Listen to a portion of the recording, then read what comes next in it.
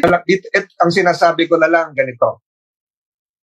I voted for that resolution, that motion filed by Senator De La Rosa with the caveat that for the number 2 item, I explained my vote. I even filed a 10-page expositio ampla, which is now part of the records.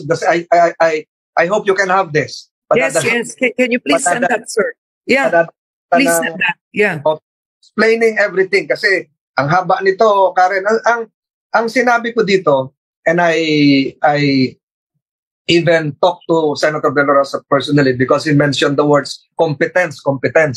Sabi niya, the words competence would refer to a scenario for international arbitration tribunals deciding for themselves whether they have the jurisdiction.